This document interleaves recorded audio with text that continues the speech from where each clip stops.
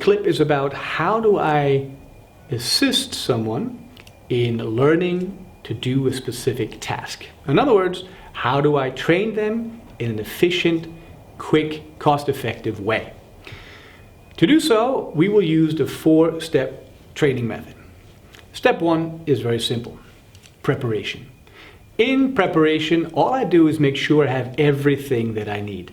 Let us just use the example of filleting an orange or segmenting an orange.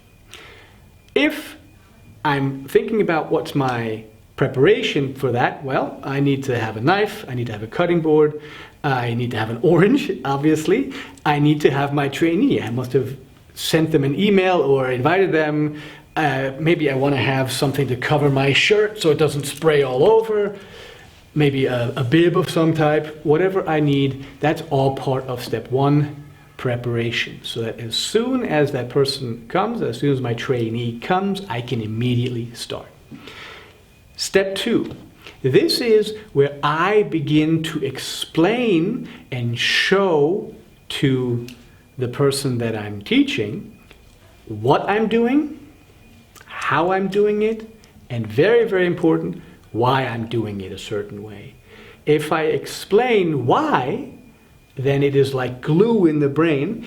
And the long-term memory, it's much easier to remember the things that I'm doing because I understand the reason why I'm doing these things. So, if I'm filleting an orange, for example, I will go through the various different steps.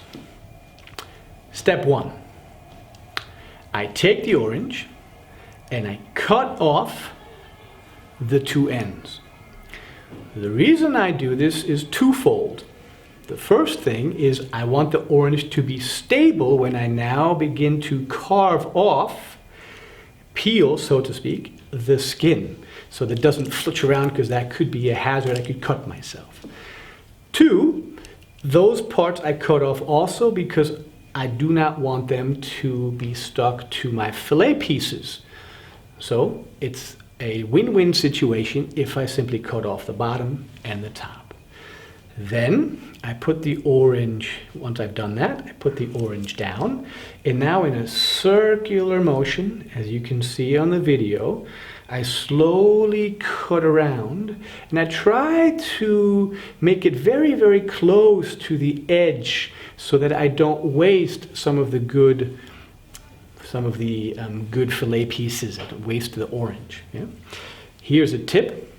Use a sharp knife. The sharper the knife is, the less juice you actually squeeze out of the orange. In other words, the more juice stays inside, the juicier the orange fillet pieces at the end will actually be. Once you've cut around the edge in that circular motion, now you are ready to fillet the orange segments themselves.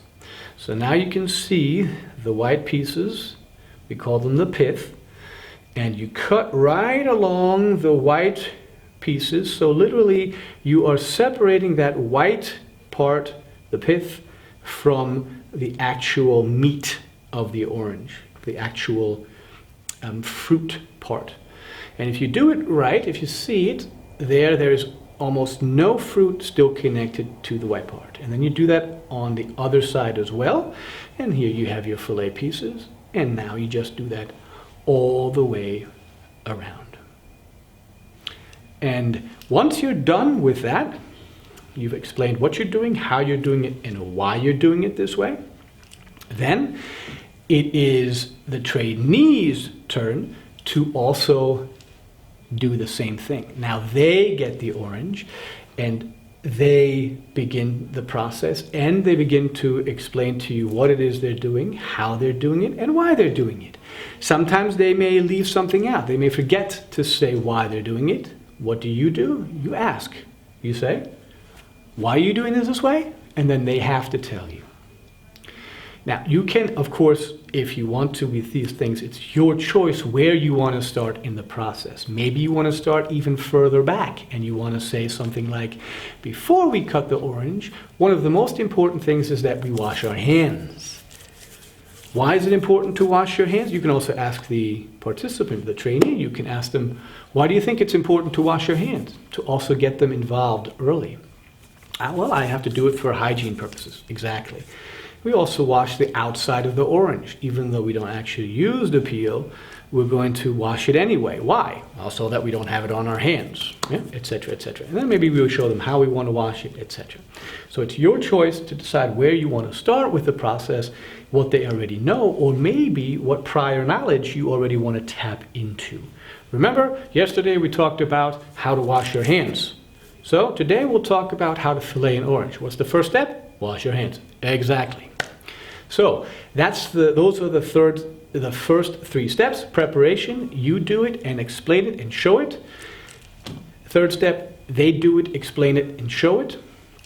And then the 4th step is that you give them the opportunity to practice doing it. This is perhaps one of the most important steps, because if I give them a training on how to do something, but then their next opportunity is in 3 years, they're not going to remember how to do it. So I want to give them as many opportunities as possible to then practice those things, so those neural connections will stay together for as long as possible, and they'll be able to do it for the rest of their life. And that's the 4-step training method. Enjoy practicing.